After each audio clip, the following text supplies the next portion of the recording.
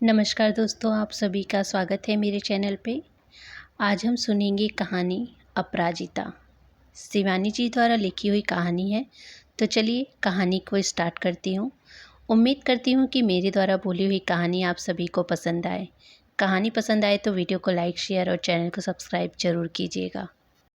आरती ने अपना चेहरा दर्पण में देखा और फिर सिहर कर दोनों हाथों से अपना मुंह ढाँप लिया। दर्पण में अपने सांवले साधारण चेहरे के साथ उसे उसी प्रतिबिंब की प्रेत छाया फिर त्रस्त कर गई थी, जिसने उसे कई रातों से सोने नहीं दिया था। यह अदर्शी प्रतिबिंब उसे बार बार अंगूठा दिखाकर कह रहा था, क्या खाकर मेरी बराबरी करोगी? आरती सक्सेना, प्रतिभा को तो मनुष्य अपने परिश्रम से भी संवार सकता है, किंतु कितना ही परिश्रम क्यों न कर ले, विधाता के दिए कुत्सित चेहरे को वह क्या संवार सकता है। देख लिया है ना मेरा चेहरा, मेरे यौवन, मेरे सौंदर्य के सम्मुख अब क्या तुम्हारी अप्सरी टिक सकती है? आरती की सूजी आंखों की पलकें अभी भी अश्रुसिक्त थी। क्या कहेगी वह अपने मित्रों से? फिर मित्र भी उसके क्या साधारण स्तर के मित्र थे? वह कुछ भी न कहे तब भी उसके उदास चेहरे की एक एक रेखा को वे खुली पुस्तक सा ही बाँच लेने में समर्थ थे। आरती की असाधारण प्रतिभा के स्तर के मित्र जुटना भी सहज नहीं था। अपने गहन अध्ययन, अनुपम शौर्य एवं असाधारण योग्यता के ही कारण वह आज सचिवालय की उस ऊंची कुर्सी पर आसीन थी। इसी से उन्नत नासिका या कर्णचुंबी आयात नयनों के आभात में भी उसका साधारण चेहरा एक अनोखी ही आभा से बुद्धिदीप्त रहता। वैसे देखा जाता तो वह देखने में साधारण ही नहीं, साधारण के स्तर से भी बहुत नीचे ही उतरती थी। संकुचित ललाट, जुड़ी घनी भौहें और तीखे तेवर उसे और भी उग्र बनाकर देखने वाले को सहमा देते। उसका एकमात्र दर्शनीय अवयव उसकी शरारती आंखें थीं, जो परिवेश के साथ कदम मिलाती बिजली की गति से अपना रूप बदलती रहती थी। जहाँ प्रणयी पति को देखते ही उन बड़ी मद भरी आँखों में रस का सागर छलकने लगता, वहीं पर कलुआ जैसे कुख्यात तरस्कर को कभी उन्हीं तरल आँखों ने सहसा ज्वालामुखी बन उठे अग्निगर्भा तेज के पक्षाघात का सा झटका दे दिया था। जब आरती ने उसे छोटे से पिछड़े इलाके में अपने आबकारी विभाग की कलेक्टरी पर पदभार पहली बार संभाला था, वह रूखी मर्दानी अफसर जितनी ही कर्मठ योग्य थी, उतनी ही ईमानदार और प्रतिभा संपन्न थी। एक तस्कर ने तो उसे पकड़े जाने पर 50,000 के उत्कोच का प्रलोभन भी दिया था, किंतु शायद वह रुपए के लिए निहीर संपन्न महाजनों के प्राण हरने वाला हृदयहीन डकैत नहीं जानता था कि रुपए के मोह में आरती सक्सेना को कभी उसकी कर्तव्य निष्ठा से नहीं डिगाया। चाहती तो वह उसी क्षण पल पल दुगनी घोषित की जा रही उत्कोच राशि के ग्रहण कर जीवन भर अपने रूपवान कृशकाय सहचर के साथ चैन की बसी बजा सकती थी। फिर तो रात आंधी रात को किसी की दूर स्थित ग्राम में तस्करों के अड्डे का संसाधन पाते ही वह गुर्राती भूखी नरबक्षड़ी सी ही शिकार की खोज में निकलने लगी। एक तो उसका जिला नेपाल की सरहद से सटा था, उस पर सीमांत का गहन अरण्य उनका प्रिय अड्डा था।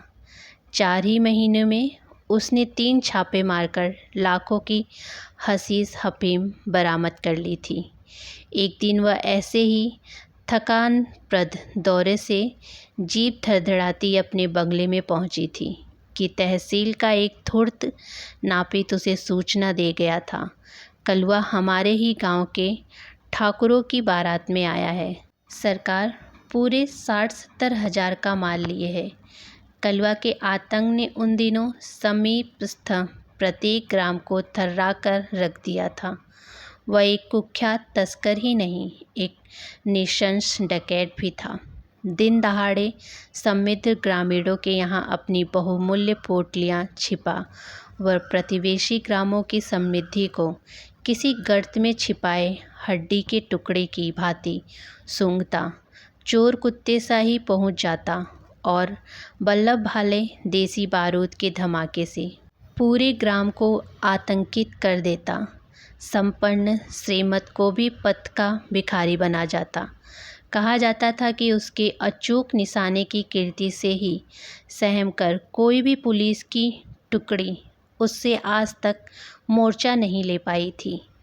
उसी अचूक निशाने के स्वामी को अपने अचूक निशाने से पराजित कर दुस्साहसी आरती सक्सेना ने अपने पूरे जिले को अपनी खाकी ट्यूनिंग की जेब में डाल लिया था। जब वह भी छापा मारने निकली, हमेशा मर्दानी वर्दी का ही परिधान धारण किए रहती।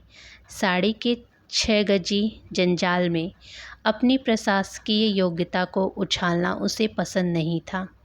इसीलिए उसने अपने ऐसे शत्रु संघानी दौरे के लिए एक साथ कई खाकी वर्दियाँ सिला ली थी। पौरुष को वह अपने अर्जित पौरुष से ही आज तक पराजित करती चली आई थी। वह इस बात का पूरा ध्यान रखती थी कि किसी नन्ही सी तुरपन से भी नारी की लज्जित ललाम छटा न छिट जाए। दूर से देखने पर तो किसी भी अपरिचित को उसे देख किसी दोबदार गठीले पुरुष का ही भ्रम हो सकता था। एक बार तो उसके एक मित्र की नन्ही पुत्री ने कह दिया, हाय बुआ, आप अगर वो 8 आने वाली नकली मूछें लगा ले तो और भी अच्छी लगेंगी। कलुआ के अड्डे पर छापे मारना भी वह अपनी उसी मर्दानी वर्दी में निकल पड़ी थी। फिर जिस छल बल से वह साक्षात चामुंडा का रूप धारण कर उस चिछुर से मोर्चा लेने अपने गढ़ों सहित उस ग्राम में पहुंची और छिपकर पेड़ के पत्तों में एकाकार हो गई, वह घटना पूरे शहर में दंत कथा बन गई थी।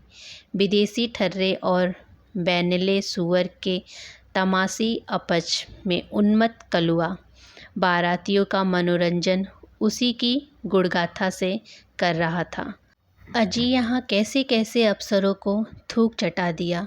यह 3 कौड़ी की मेहरारू क्या खाक कलुआ से जूझेगी। सुई उछाल कर भी अपने निशाने से उड़ा सकता है कलुआ। किसकी छाती में है इतने बाल जो इस छाती को बंदूक के धमाके से दागे। वो बड़े गर्व से अपनी लोमस छाती का प्रदर्शन कर ही रहा था कि पत्तों के गहन अंतराल से सन्नाटी गोली उसकी कनपट्टी का स्पर्श करती एक पल को उसकी बोलती बंद कर दी गई। कलुआ का बीभत्स्य चेहरा और भी बीभत्स्य हो उठा था। देखते ही देखते विवाह का मंडप खाली हो गया। कच्ची मिट्टी के बने घरों के द्वार पटापट बंद हो गए। पर उस भगदड़ के बीच भी कलुआ अपनी वन केसरी सी गर्जना से दिशाएं गूंजने लगा था। मर्द है तो सामने आकर लड़, जनखों की तरह छिपकर क्यों गोली चलाता है। वह अब बंदूक ताने दांत पीसता शत्रु के सरसंधान की दिशा को ढूंढने लगा था। मर्द न होकर भी वह जमा मर्द के ही साहस के पेड़ से कूद गई थी। आमने सामने की टक्कर में पहली बार वह अचूक निशानेबाज का निशाना आरती के कंधों को छूता व्यर्थ निकल गया था। उसका एक कारण और भी था, जिसने सर्वदा पुरुष प्रतिद्वंदी की ही आग उगलती आंखें देखी थी। वह एक क्षण को उस अंधकार में किसी वन्य पशु सी जलती उन आँखों को अस्वाभाविक तेज से सहसा चौकन्ना हो गया था। फिर उत्तेजना, क्रोध और पेड़ से लगाई गई ऊंची छलांग ने आरती का ढीला बंधा जूड़ा खोलकर कंधों पर बिखेर दिया था। खुले केस, तमतमाया चेहरा, आरक्त चक्षुओं की ज्वलंत दृष्टि ने कलुआ का संतुलन छीन लिया। उसके मोटे होठों से भद्दी अश्लील गाली आधी ही निकली थी कि आरती की कुमुक ने उसे घेर कर जकड़ लिया। आरती को प्रशक्ति तो प्रचुर मिली ही थी, साथ ही उसके अनुपम शौर्य प्रदर्शन ने उसे उसी दिन से पुरुष सहकर्मियों की बिरादरी में बिना किसी रोक टोक के प्रवेश की अनुमति दे दी थी। उसी स्वयं की महिमा के साथ साथ फिर निरंतर उसके पद की गरिमा भी बढ़ती ही चली गई थी। कुछ अंशों में आरती की योग्यता को उसके सुखी दाम्पत्य जीवन में ही घिस मजाकर और भी परिष्कृत कर दिया था। उसके निकटतम मित्रों को भी कभी कभी आश्चर्य होता कि एकदम ही अनमोल जोड़ी होने पर भी दोनों में स्वाभाविक खटपट तो दूर, सामान्य सी बहस भी कभी नहीं होती थी। लगता था दोनों ने ही बड़ी समझदारी से कुछ ऐसा समझौता कर लिया था कि उनके जीवन में एक दर्शनीय मशीनी तत्परता आ गई थी। दिन भर दोनों समांतर रेखाओं से बिगल रहते और संध्या होते ही वे दो रेखाएं एक दूसरे का अस्तित्व मिटा एकाकार हो जाती। न दोनों के स्वभाव में कोई साम्य था, न चेहरे मोहरे और शरीर की बनावट में ही। आरती हष्टपुष्ट ऊंची महिला थी। उसकी मदाक्रांत पौढ़त्व ने समय से कुछ पूर्व किसी बुनबुलाए अवांछित अतिथि की भांति टपक कर उसके यौवन को दुस्साहस से पीछे ढकेल दिया था। जीवन के 33 बसंतों में ही कनपट्टी के बालों से सफ़ेदी झांकने लगी थी। सचिवालय के कठिन कार्यभार ने चेहरे को सिकोड़ दिया था। पुरुष के निरंतर सहचर्य से उठने बैठने, हंसने बोलने में पुरुषोचित गरिमा आ गई थी। अराल अंगुलियों को यत्न से किया गया मैनिक्योर भी अब नहीं संवार पाता था। दिन भर कलम पकड़ने से उंगलियों में गांठें उभर आई थी। फिर भी वह उसी सज्जावाड़ी हंसी में कहीं भी शैथिल्य नहीं रहता। वहीं पर उसके प्रति राम भजन सक्सेना के नाम में ही किसी अर्दली के से नाम की खनक नहीं थी। पूरे व्यक्तित्व में ही सदैव किसी दीवार के धड़ पड़ने का सा खतरा बना रहता।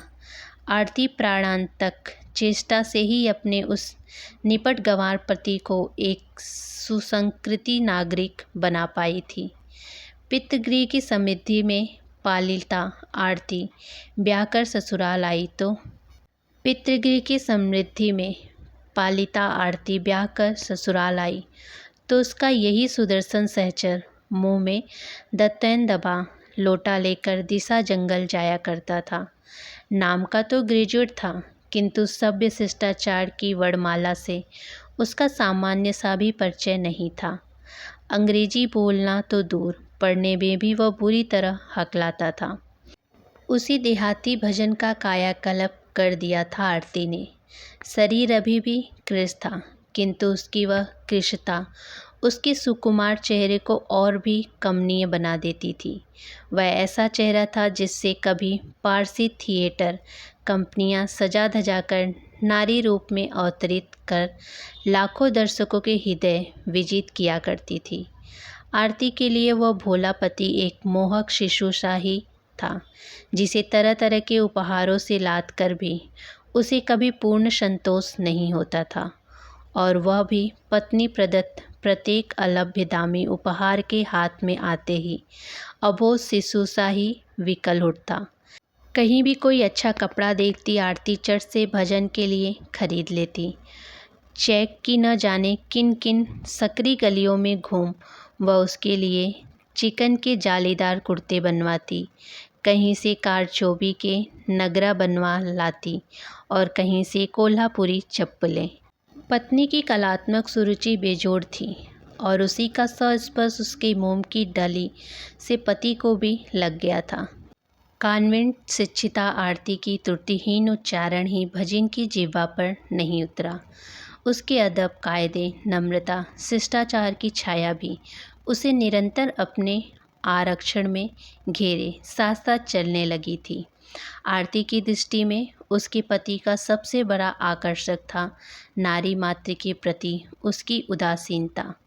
उसकी मित्र पत्नियां मिलने वालियों में एक से एक आकर्षक, मुखरा, चपला उर्वशिया थी, किंतु मजाल भी था कि कभी भजन उनसे हंसी चुहल तो कर ले। नारी रूप की प्रेरणा शक्ति उसके भोले महादेव का कभी स्पर्श भी नहीं कर पाती थी।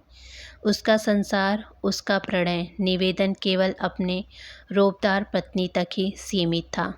वही उसकी एकमात्र उपास्य भी था, वह उसका एकमात्र उपासक।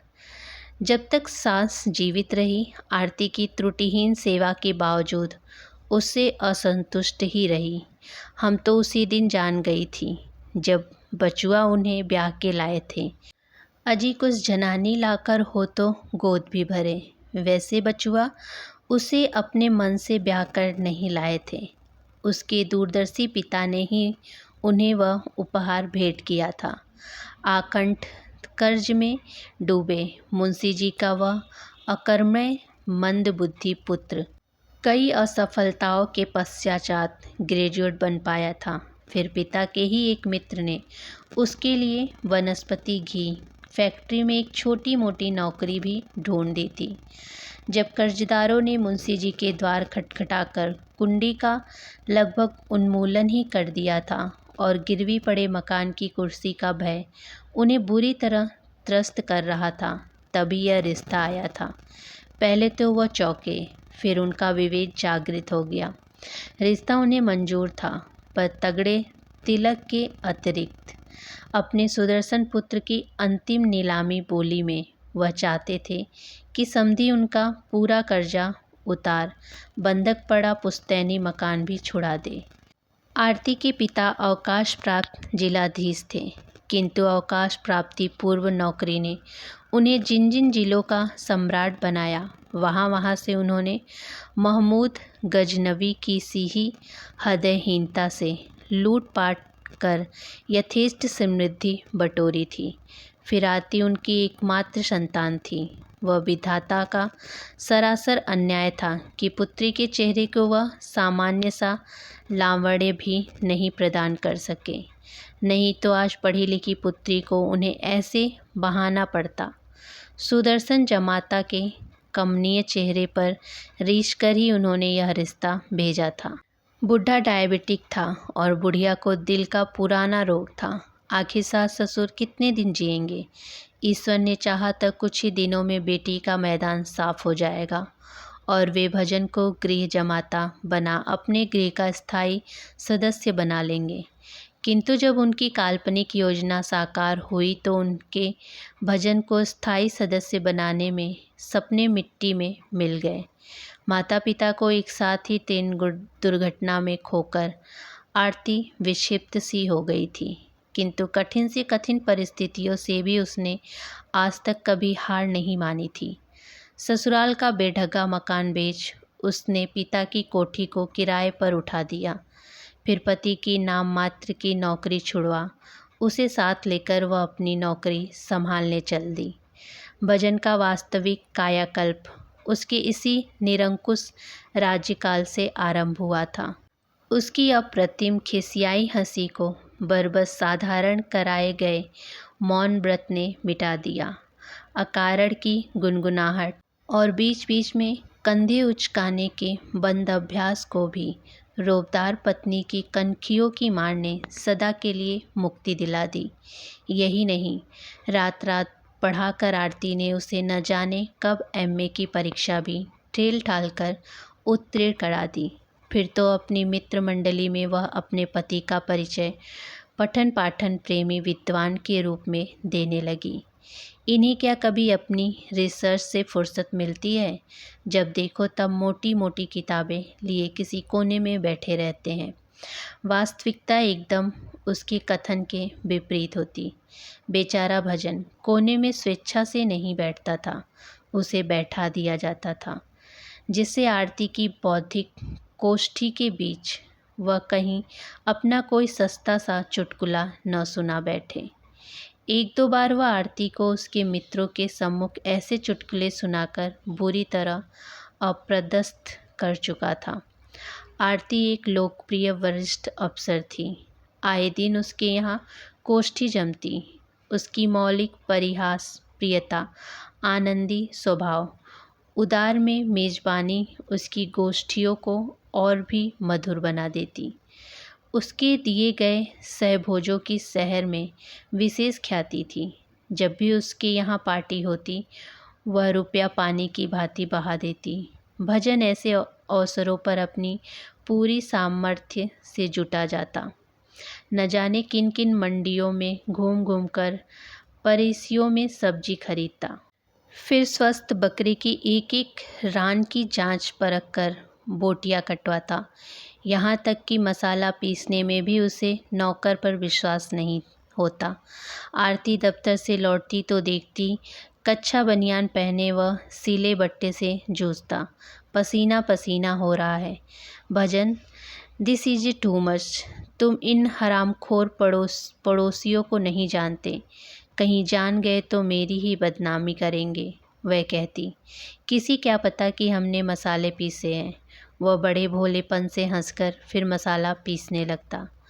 बहादुर ने तो देख लिया, घर का भेदी हर नौकर विभीषण होता है। भजन, किसी ने कभी फुसलाया तो चट से उगल आएगा कि मेम साहब से मसाले भी पिसवाती हैं। कभी कभी आरती रुआसी हो जाती, पर भजन को किसी के कहने सुनने की चिंता नहीं। जब आरती ड्राइंग रूम की ओर अपनी सज्जा में व्यस्त रहती, वह रायते के लिए दही मथ रहा होता। घर का नेपाली नौकर बहादुर ही उसका एकमात्र मित्र था। उसे भी यह मसाला पीसने वाला, मेम साहब के ब्लाउज पेटीकोट से इस्त्री करने वाला साहब बहुत पसंद था। न उसे कभी डांटता न डपटता। आरती को कभी कभी मीटिंग से लौटने में बड़ी देर हो जाती तो देखती स्वामी और बिंगे दोनों परमानंद से रेडियो लगाकर फिल्मी गाने सुन रहे हैं। कितनी भाग्यवान हो तुम आरती, उसकी मित्र सीमा चक्रवर्ती कहती थी। तुम्हारे पति की जगह कहीं मेरा हरेंद्र होता तो ऐसी दावत के बाद मेरी खैर नहीं रहती। तुम तो जानती हो वह एलाइड में है और मैं आईएएस हूँ। इस कॉम्प्लेक्स से वह कभी मुक्त नहीं हो पाता। कई दावतें ऐसी होती हैं जहाँ केवल मुझे ही निमंत्रित किया जाता है। बस फिर यह समझ लो पूरा महीना भर वह दावत मेरे सिर से निकलती रहती है। आरती गर्व से मुस्कुरा देती, किंतु सहसा एक ही रात में वह उसकी सहज स्वाभाविक गर्भोन्नत मुस्कुराहट सूखे अधरों पर ही सूख कर विलुप्त हो गई थी। आज पहली बार जीवनोदधि की उद्दित आनंदी तरंगों के बीच एक अदृश्य चट्टान की भयावह उपस्थिति उसे त्रस्त कर गई थी। कुछ ही क्षणों में उसका जीवन पोत उससे टकराकर चूर चूर हो गया। दिन भर की क्लांति के पश्चात कभी कभी जब भजन अपने लचीले प्रणय निवेदन के साथ डरते डरते उसे बाहों में खींचने की चेष्टा करता तो वह इस बुरी तरह से डपट देती कि बेचारा सहम कर पत्थर बन जाता। आज उन्हीं बाहों के विस्तृत घेरों में स्वयं ही सिमट कर खो जाने को उसका आर्द्र हृदय व्याकुल हो रहा था। विवाह से पूर्व डाइटिंग के चक्कर में जब वह ग्रास भर खाना खाकर ही उठ जाती तो उसकी माँ उसे टोकती थी, बेटी ऐसे ही खाना कम खाओगी तो एक दिन आते सिकुड़ जाएंगी और भूख एकदम से मर जाएगी। यही शायद भजन की अभूख का कारण भी था। व्रत सना से न जाने कितनी बार द्वार से भूखा ही लौटा दिया था, पर तब वह क्या जानती थी कि उसके शिशु से सरल पति को उस मायावती गुर का चक्कर बांध रहा है। कुछ महीनों से वह पति की विचित्र गतिविधि को देखकर शंकित अवश्य हुई थी, पर फिर अफसरों का शत्रु मार्च का महीना सिर पर चढ़ाया था। न जाने कितने बिल, कितनी फाइलें और चिड़ियाघर के बंद पिंजरे में गुर्राते बब्बर शेर की सी गर्जना में उसके सचिव कलेजा बीच बीच में अलग ही धड़कता रहे।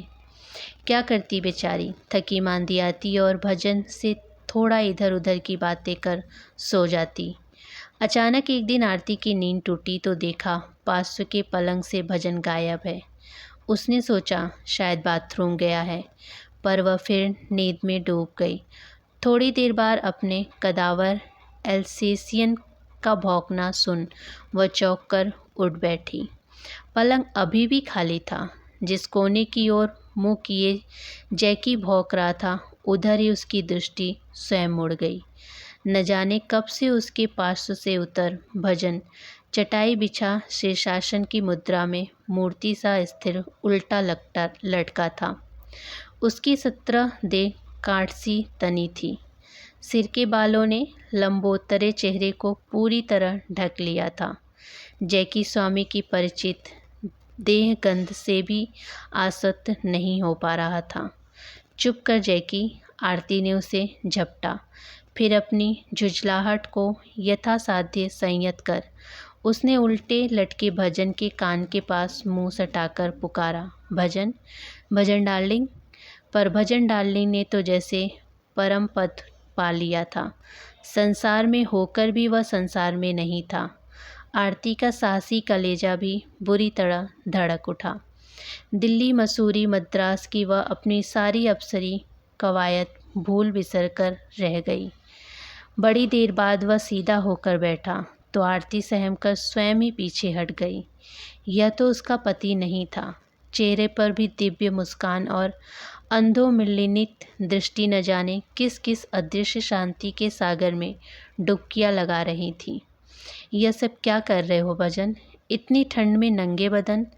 वह चिंता तूर व्यग्र होकर पति को बरबस पासों में खींच लाई और कंबल उड़ा दिया। याद नहीं पिछली बार इन्हीं दिनों में तुम्हें निमोनिया हो गया था? इस बार कुछ हो गया तो मैं कुछ कर भी नहीं पाऊंगी। तुम्हें पता है ना, मुझे एक सेमिनार में नैनीताल जाना है। भजन ने कोई उत्तर नहीं दिया। बड़ी देर तक पति का हाथ मुट्ठी में कसकर दाबे दाबे ही आरती फिर गहरी नींद में डूब गई। जब उठी तो उसका पार्श्व पयक फिर सूना था। उसने ड्रेसिंग गाउन डाला, सब कमरे देखे, बाथरूम देखा, फिर बहादुरी की पेशी की। क्यों बहादुर साहब कहीं गए हैं क्या? उस एक प्रश्न को पूछने में उस आत्मसम्मानी प्रखर नारी की कितनी ही सूखी सिसकियां ठग प्राचीर से टकरा टकरा कर उसका कलेजा निचोड़ गई थी। उसका पति आज तक उससे बिना पूछे कभी बाथरूम तक नहीं गया था। यह हरामखोर बहादुर भी जानता था। फिर उसी से आज पति के पलायन की कैफियत मांगने वह धरती में धंस गई थी। जी, साहब तो आजकल रोज़ दोपहर में गुरुजी के पास जाता है। आज जल्दी ही चला गया। उसका चपटा चेहरा स्वामी की कीर्ति से उद्रासित हो और भी चपटा लगने लगा था। गुरुजी? कौन से गुरुजी? नागा बाबा हैं, हजूर, तन पर बस्तर नहीं। साहब हमको भी एक दिन ले गया था। कहता था, बहादुर, हम भजन आनंद बना गया तो तुमको भी साथ ले जाएगा। आरती को लगा वो बेहोश होकर उसी मूर्ख के सामने कहीं कोई दृश्य उपस्थित न कर बैठे। ठीक है, तुम नाश्ता तैयार करो, साहब के आने पर ही मैं चाय पीऊँगी।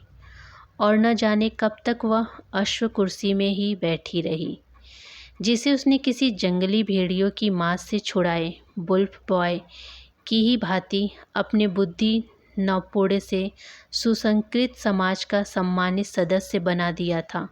वह उसकी किस अयत्न से प्रताड़ित होकर सहसा अनुशासन का बंधन तोड़ गया था।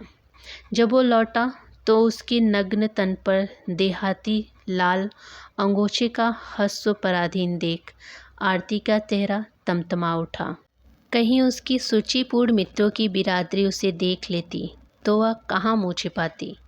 किंतु इस अभूत अनुशासन प्रिय नारी को विधाता ने हाथ में आई शक्ति का दुरुपयोग करना नहीं सिखाया था। हृदय क्रोध की उत्तुंग तरंगों से उल्लेतित होने पर भी वह जिह्वा को संयम के अंकुश से साधने में समर्थ थी। वह जानती थी कि व्यर्थ की चील गुहार मचाकर वह अपने नौकर की इधर उधर बातें लगाने की प्रवृत्ति को भी प्रश्रय देगी। आज तक उसका विवाह का दाम्पत्य जीवन की कटुता से कभी म्लान नहीं हुआ। आओ भजन, उसने अपने मधुर स्मृति से अपने निगर गंड सहचर का आह्वान किया। मैं कब से चाय लेकर बैठी हूँ, नित्य की भांति। उस दिन भी आरती की मेज़ दर्पण सी चमक रही थी। चांदी का टी सेट, 2 प्लेट में 5 अंडे, कुरकुरे टोस्ट, पॉरिज और चांदी की तस्करी में मेवे। कृपण पिता की अटूट धनराशि की आरती के नित्य प्रति के भोजों में ऐसी ही तृतीय गति होती थी। तुम खा लो, बहादुर से कहो मेरे लिए एक गिलास दूध ले आए, मैं आज से अंडा नहीं खाऊंगा। स्वर की अवस्था भाविक दृढ़ता ने आरती के कलेजे में खंजर सा धंसा दिया। ऐसा दुस्साहस जितने इतने वर्षों से कभी ढेला भी कमा कर नहीं दिया, वह आज कह रहा है कि यह नहीं खाऊंगा।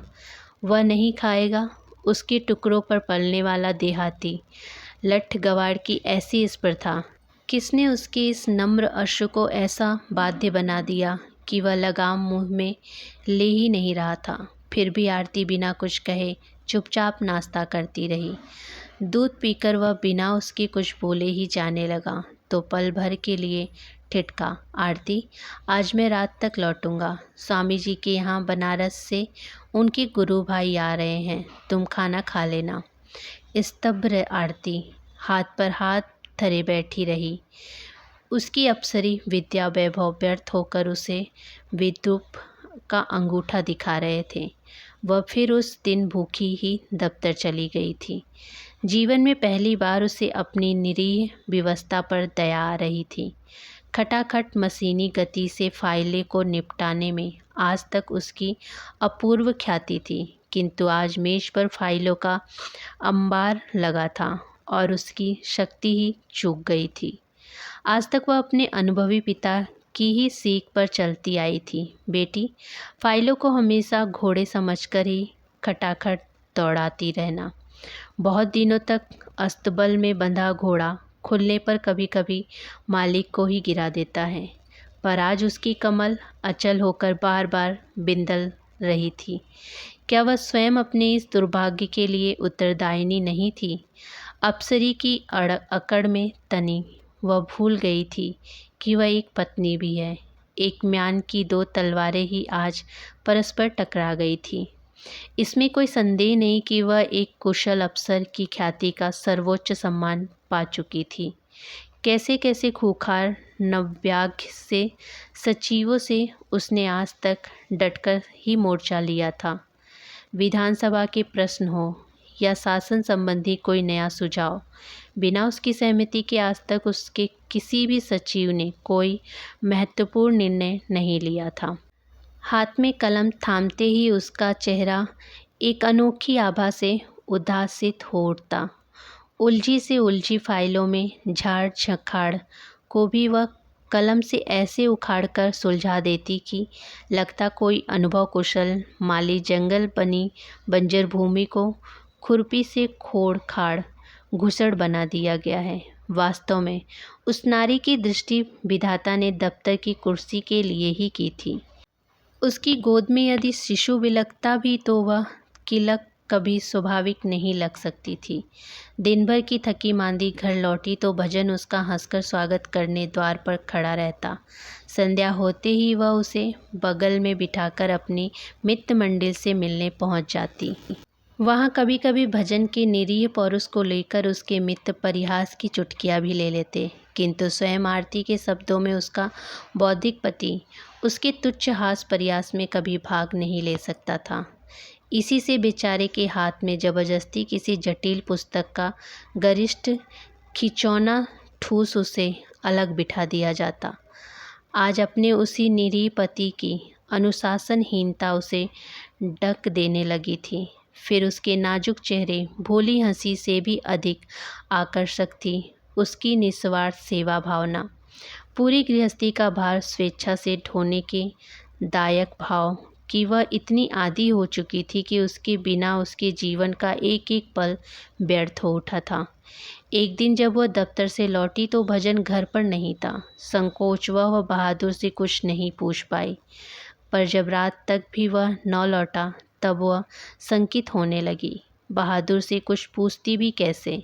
यह उसके लिए कितनी लज्जा की बात होगी कि घर के नौकर से वह पूछे कि साहब कहाँ गए, और कोई साहब होता तो शायद पत्नी को पूछने में संकोच नहीं होता, किंतु बहादुर तो जानता था कि उसके साहब की दिनचर्या की एक एक पल घटिका भी मेम साहब के आंचल की गांठ में अब तक बंधी रही। वह उदास बैठी चाय पी रही थी कि सिर झुकाए बहादुर स्वयं ही आकर उनके सामने खड़ा हो गया। मेम साहब, उसने काँपते स्वर से उसे संबोधित कर फिर अपना सिर झुका लिया। क्या बात है? स्वर में अभी भी अनुशासन की कड़क थी। साहब चला गया मेम साहब, अब कभी नहीं आएगा। क्या? उत्तेजित होकर आरती कुर्सी से उठ गई थी। हाँ मेम साहब, साहब को गुरुजी ने दीक्षा दे दिया है। आज हमसे बोला बहादुर, अब हम जा रहा है, कभी नहीं लौटेगा। भजन ने इस दुस्साहसी पलायन ने आरती की चेतना ही हर ली थी। न जाने कब तक वह मूर्छित सी अड़िग उस कुर्सी पर बैठी रही। मेम साहब, बहादुर के सहमे स्वर ने उसे एक बार फिर से चौंका दिया। क्या है बहादुर? उसने अपने उत्तेलित हृदय की उमड़ती तरंगों को अपने स्वयंतः कठोर स्वर से दबा दिया। मेम साहब, घर से तार आया है, माँ बहुत बीमार है, आज की गाड़ी से ही जाना होगा। ठीक है, तुम जा सकते हो। बहादुर आश्चर्य से अपनी उस सन की मालकिन की ओर देखता रह गया। पहले क्या कभी उसने एक दिन की भी छुट्टी ऐसे दे दी थी? छुट्टी का नाम लेते ही तो वह भड़क उठती थी, किंतु आज वह बहादुर की छुट्टी के समाचार से प्रसन्न ही हुई थी। वही तो भजन के पलायन का एकमात्र साक्षी था। वह चला गया तो अपने दुर्भाग्य प्रकरण को अपने ही तक सीमित रख सकती थी। भाड़ में जाए भजन, गोबर का कीड़ा गोबर में सड़कर मरना चाहे तो दोष उसका नहीं था। अपने एकांत को उसे अब अपनी बहुचर्चित गरिमा के साथ ही स्वीकार करना होगा। बहादुर को घर भेज वह दफ्तर चली गई। जब लौटी तब सूना घर उसे एक बार फिर काट खाने को दौड़ा। नहीं, ऐसे हथियार डालकर काम नहीं चलेगा। उसे एक और अवसर अपने उस मूर्ख अकर्मण पति को देना ही होगा।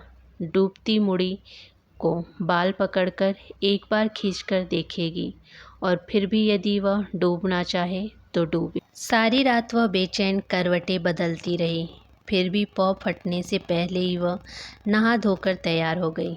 पति के निठल्ले गुरु का पता लगाने में उसे कोई कठिनाई नहीं हो सकी थी। शहर से दूर जिस अरण्य में उस रमते जोगी का आश्रम था, उसका पूरा नक्शा वह बहादुर से पूछ पाछ कर अपनी डायरी में उतार चुकी थी। पड़ोस के फ्लैट की पूरी कतार जब गहरी नींद में डूबी थी, आरती सक्सेना अपने फ्लैट में ताला लगाकर कार निकालकर अकेली ही अपने मूर्ख पति को ढूंढने निकल पड़ी। किंतु दुर्भाग्य उसके साथ शायद कदम से कदम मिलाकर चल रहा था। लोहे लक्कड़ के भरे एक ट्रक की टक्कर के पश्चात उस चालाक की भद्दी गाली और उड़ती जटिल दाढ़ी की ही झलक दिखी। फिर ललाट से बहती अपनी ही रक्तधारा को देख वह चीख मारकर बेहोश हो गई थी। जब होश आया तो वह अस्पताल में थी। उसके असंख्य मित्रों की चिंता दूरदृष्टि उसे सहसा फिर दुर्बल बना गई। वह जीवित रह गई, इससे बड़ा दुर्भाग्य और क्या हो सकता था। निश्चय ही उसके अंतरंग मित्र भजन को ढूंढते रहे होंगे। क्या कहेगी अब वो उनसे? पत्नी की ऐसी दुख भरी अवस्था में उसे खबर करने के लिए उससे पता मांगेंगे तो क्या वह उसे उस अरण्य का पता दे पाएगी? कालांत औसंत्र पलकों को उसने अकारण ही मोद लिया। चोट उतनी गहरी नहीं थी, ललाट पर सामान्य सा घाव था। बाएं पैर की हड्डी में छोटी सी दरार आ गई थी। वह सचमुच ही देवी कृपा थी कि उस जहाज से विशाल ट्रक की टक्कर भी न उसकी नाजुक कार का बाल बांका कर पाई थी, न स्वयं उसका ही। उसके मित्र ने ही कार की मरम्मत करा दी और 15 दिनों में वह स्वस्थ होकर घर लौट आई। इसी बीच मित्र उससे बार बार भजन का पता पूछते रहे। एक पत्र तो उन्हें लिखना ही चाहिए। तार आप भले ही न दें, आप पर इतनी बड़ी विपत्ति आई है, न नौकर है न कोई आत्मीय, हमारा भी तो कुछ कर्तव्य है। भजन आएगा तो क्या कहेगा? नहीं नहीं, आरती बड़े ही चातुर्य से उन्हें समझा बुझाकर शांत कर देती। आप लोग भजन को नहीं जानते। एक तो यूमैटिक हार्ट का मरीज रह चुका है। मुझे कभी छींक भी आ जाती तो पगला जाता था। इतने दिनों बाद तो बेचारे को एकांत अध्ययन का अवसर जुटा है। मैं उसका पता नहीं दे सकती और फिर अब मैं तो एकदम ठीक हूँ। कभी कभी उसका अद्भुत अभिनय स्वयं उसे ही अभिभूत कर देता। कौन कह सकता था कि 1 महीने से उसकी एक एक निद्राहीन रातें शून्य वातावरण में सिसकते ही गुजर गई है। उसकी भूख प्यास नींद सब कुछ उसका नवीन सन्यासी अपने साथ ही हर ले गया था। दिन तो दफ्तर में कट जाता। संध्या को वह द्वार बंद कर भजन के एक एक कपड़े को घंटों तक सहलाती सूंघती सिसकती रहती। मित्रों को वह कब तक अपनी व्यर्थ कैफियत से फुसला सकती थी। एक दिन आधी रात को उसने अपना निर्णय ले ही लिया। एक प्रयास को तो विधाता ने व्यर्थ कर दिया था। अब वह एक बार अपने दुर्भाग्य से फिर जूझेगी। जीवन में आज तक उसने क्या कभी हार मानी थी। रात भर बैठकर उसने पति के गुरु से अपने वार्तालाप की भूमिका तैयार की। क्या क्या कहना होगा, कैसे कहना होगा, सब कुछ उसने अपनी डायरी में नोट किया। और जब दफ्तर जाने लगी तो पति संधान के लिए निकाली गई अपनी साड़ी भी मैचिंग ब्लाउज पर्स के साथ पलंग पर सजा गई। एक ज़रूरी मीटिंग के चक्रव्यूह से जब वह निकली तो संध्या हो गई थी। घर लौटी, स्वयं चाय बनाने मुंह हाथ धोने में प्रलभ्या संध्या का प्रगाढ़ हो गई थी। तेजी में कार ड्राइव करने पर भी गंतव्य स्थान तक पहुंचने में उसे 45 मिनट लग गए थे। गाड़ी उस गहन अरण्य में जा नहीं सकती थी। पास ही अरहर के खेत के साये में गाड़ी लॉक कर वह उतरी तो कलेजा धड़क रहा था। क्या पता भजन के गुरु अपने शिष्य के साथ डेरा डंडा उखाड़ दिया किसी और वन में चले गए हों। जोगी और सांप का क्या कोई घर होता है। वह हमेशा अपनी चाट साथ रखती थी, किंतु उस दिन पहली बार मानसिक अशांति ने उसे ऐसा विभ्रांत कर दिया था कि वह चाट साथ रखना भी भूल गई थी। बड़े बड़े कास कुछ बार बार उसे उलझा रहे थे। उधर एक कटीली झाड़ी वैरात कुत्ते सी उसकी साड़ी की सुनहरी जरी में उलझ गई। उसे छुड़ाने लगी तो गोखरू कांटों का गुच्छा पूरी हथेली की खाल उधेड़ कर रख गया। विवशता और छींक से आंसू उसकी आंखों में छलक आए। आज भजन ऐसी मूर्खता नहीं करता और इस बंड स्वामी के चक्कर में नहीं पड़ता तो प्रदेश की वह वरिष्ठ अफसर और अभागे जंगली कांटों में ऐसे उलझती। हाथ के कांटे निकाले वह फिर आगे बढ़ी। दूर दूर तक फैले गहन अंधकार के निर्मित शून्य सागर के बीच वह तुच्छ तुरड़ी सी ही डगमगाती खड़ी थी कि बड़ी दूर टिमटिमाती एक बत्ती के क्षीण आलोक ने उसे आश्वस्त किया। निश्चय ही यह उस मूर्ख के आश्रम की बत्ती होगी। उसका अनुमान ठीक ही था। एक लंबी सकरी निष्पत्र वृक्षों की परिधि पार कर वह आश्रम के द्वार तक पहुंची और ठिठक कर खड़ी हो गई। मोटे तने के पीछे दुबकने में उसने फिर विलंब नहीं किया। इतने दिनों बाद उस प्राण प्रिय चेहरे को अचानक देख वह क्षण भर को अपना मानसिक संतुलन ही जैसे खो बैठी थी। फूस की छाई झोपड़ी के गोबर से लिपे प्रांगण में धधकती धूनी की रक्तीम लपटों में ताम्रबड़ी बने उस चेहरे को एकदम ही अपरिचित बना दिया गया था। एक ही महीने में उस सुदर्शन चेहरे को कैसी गत बन गई थी। जिन बालों को वह स्वयं शहर के सबसे महंगे सैलून में जाकर अपने निर्देश से कटवाती छटवाती थी, उसकी रूखी लटों पर राख उड़ रही थी। शरीर पर कपड़े का चीथड़ा भी नहीं था। हाथ में पकड़ी चिल्लम के संकीर्ण मुख में वह धुनी से अंगारे रखता फूंकता जा रहा था। नग्न और अवघड़ शरीर पर ही नहीं, सुकंचित कपोलों पर भी राख की मोटी तह थी। जिन रेशमी जुल्फों को विदेशी से आयात की गई क्रीम से संवारती थी, उन पर जैसे मिट्टी भर राख अभी अभी बिखेरी गई थी। लगता था वह कच्ची मिट्टी के ढेर में किसी नादान गद्दे की भांति लोट-पोट कर उठ बैठा है। धधकती चिलम को होठों से लगा, दम खींचते ही वह बुरी तरह खांसने लगा था। देख रहा है बेटा, केवल लालंदा। महीना भर हो गया, पर यह रहा बौड़म का बौड़म, अभी तक सप्तमी का दम लगाना भी नहीं सीख पाया। पहला कस खींचते ही ससुरा खांसते खांसते औधी आ जाता है। लौंडिया है रे क्या, ही।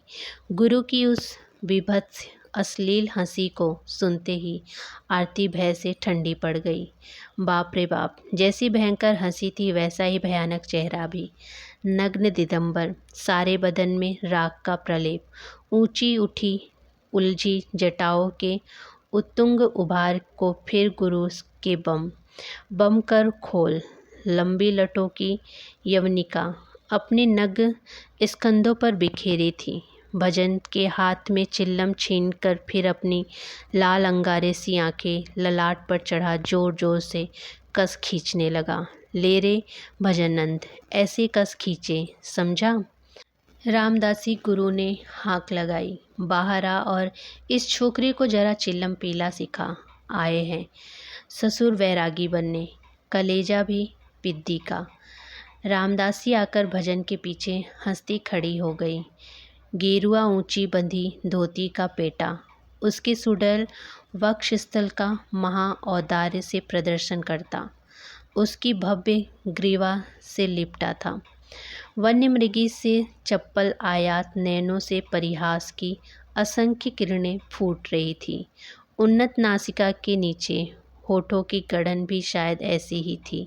लगता था निरंतर किसी उपहार करती उसे अपदस्थ कर रही हो। नाक मात्र को धारण किए गए संक्षिप्त परिधान के लिए उस श्यामल चेहरे पर किसी भी प्रकार का अप्रतिभित भाव नहीं था। सहज सिद्ध अधिकार से उसने फिर वही बंद अधरों की रहस्यमयी मुस्कान के साथ गुरु के हाथों से चिल्लम ली और बड़ी ही स्वाभाविक अंतर्गता से भजन के पास बैठकर उसे चिल्लम पकड़ना सिखाने लगी। उस रसी सख्त शिक्षा के बीच फिर उस गुरु के उस दूसरे मंड मुसर नग्न धड़ चेले को केवलानंद ने क्या कहा वह सुन नहीं पाई। आरती का आहत नारित्व सहसा चोट खाई नागिन सा ही फन उठाकर फुफकार उठा। वह तेजी से बढ़ती ध्वनि की रक्तिम धूम्र रेखा को चीरती बिना किसी की ओर देखे भजन के सामने तनकर खड़ी हो गई। भजन, चलो घर। उसे आज भी अपने अनुशासन पर दृढ़ विश्वास था। एक बार आंखें चार होने पर भजन अब भी उसके आदेश की अवहेलना नहीं कर सकता था। पर पति की गांजे के दम से आरक्त दृष्टि धुनी की धूम्र रेखा पर ही निबद्ध थी। उसने एक बार भी आंखें उठाकर आरती की ओर नहीं देखा। चिलम एक जलती लकड़ी से टिका। वह एक लंबे चिमटे से आग को आरकरण की ऐसी उभारने लगा जैसे पास खड़ी जीवन सहचरी को उसने देखा ही न हो। भजन, घर चलो। इस बार के अस्फुट आर्त स्वर में केवल समर्पण था, अनुशासन नहीं। घर। भजन का कंठ स्वर भी गांजे के दम से बदल दिया था। उसमें अब कोमलता नहीं, तीव्र षड्यंत्र की तीखी खनक थी। मेरा कोई घर नहीं। आरती का चेहरा सफ़ेद पड़ गया था। क्या कहते हो भजन, तुम्हारा कोई घर नहीं? इस बार शोकाकुला आरती की आंखों से अविरल अश्रुधारा बहने लगी। उसे अपनी व्यवस्था इतनी असहाय कभी नहीं लगी थी। पहली बार उसे लगा कि उसे वहाँ आवरण के बीच उसकी ऊंची नौकरी, उसकी प्रतिभा, उसकी ख्याति के बीच केवल पत्नी भाव ही धारा निरंतर बहती रही थी। उसी धारा में उसके जीवन की सार्थकता थी जिसे वह आज तक एक क्षीण धारा ही समझती रही थी। उसी क्षण रामदासी चिल्लम उठाने झुकी। दूर से देखने पर वह जितनी आकर्षक लगी थी, पास से वह इतनी आकर्षक नहीं, उतना ही घातक लगा। निश्चय ही यही दुराचारणी उसके निर्बुद्धि पति के विनिपात की मूल उत्भूमि थी। क्रोध से आरती की नासिका का अग्रभाग फड़प उठा। तमतमाया चेहरा फिर कठोर हो गया। क्षण भर पूर्व क्या इसी मायाविनी ने पास में बंधने भजन सिद्धांत बना अपने सुसज्जित वातानुकूल भवन सुशोभित अप्सर पत्नी से दुर्धेश सुखद सहचर्य को भुला इस बीहड़ अड़हन में भटक गया था। उस अपरिचिता स्वयंवृत्त सौत के प्रति उसे घृणा की अधिक हुई, क्रोध कम। तुम यहाँ क्या करती हो? उसने उस रिबुईले स्वर से पूछा जिसमें वह कभी कभी अपने चपरासी फर्रासों से सचिवालय की ब्रेंचों पर उगने के लिए डपटती थी। किंतु उस प्रश्न की कड़क पद्धापत्र पर पड़े जल बिंदु ही की व्यर्थ ढलक गई। जिससे प्रश्न पूछा गया था उसकी निर्भीक दृष्टि में किसी को कुछ न समझने वाले दर्प की झलक ही उभर आई थी।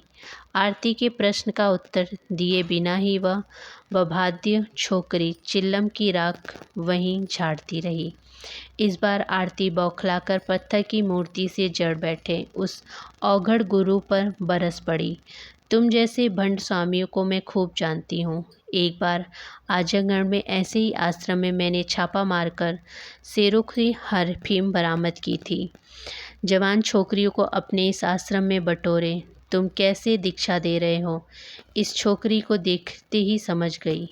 अब तक निर्लिप्त विरोध भाव से अगड़ित बैठी और दूध की राख में ढकी पलकें सहसा खुल गई। दहकते अंगारे से दृष्टि में यदि जलने की शक्ति होती तो आरती सक्सेना उसी क्षण भस्म होकर राख हो जाती। क्रोधी गुरु की आंखें ललाट पर चढ़ गई।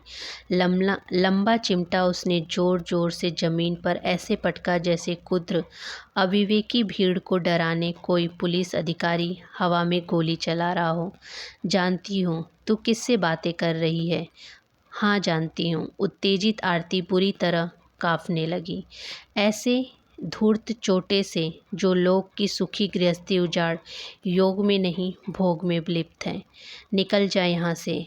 भजन का गुरु अब अपनी पूरी विभत्स नग्नता का निर्लज प्रदर्शन करता चिमटे सहित खड़ा हो गया था।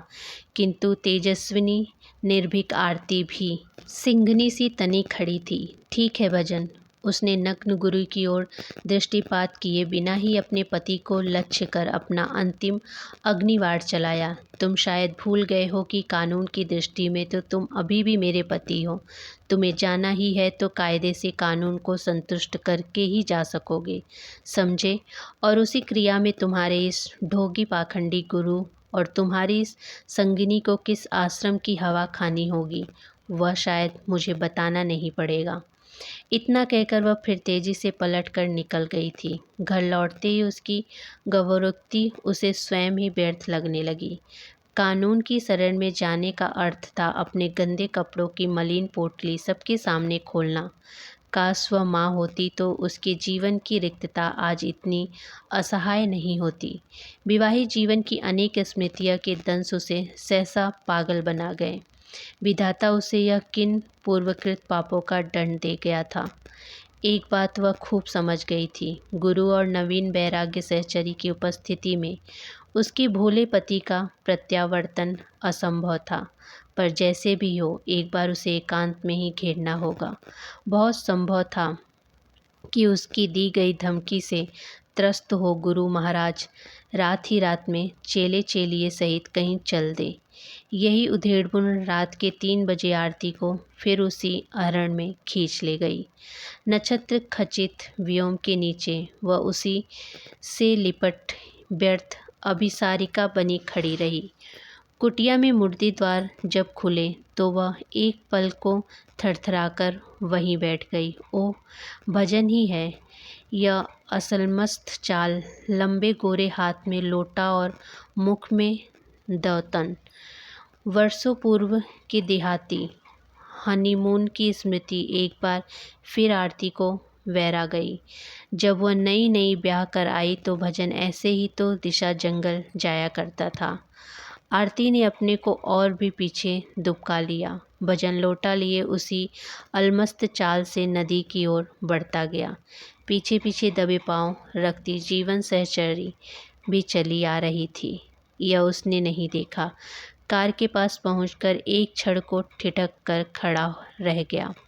तभी आरती ने बिजली की तड़प से उसके हाथ से लोटा छीन दूर पटका और हाथ खींचकर उसे कार में बिठा लिया। हवा की गति से कार भगा दिया। तो ये थी कहानी अपराजिता, जो कि शिवानी जी द्वारा लिखी हुई कहानी है। कहानी पसंद आई हो तो वीडियो को लाइक, शेयर और चैनल को सब्सक्राइब जरूर कीजिएगा। धन्यवाद।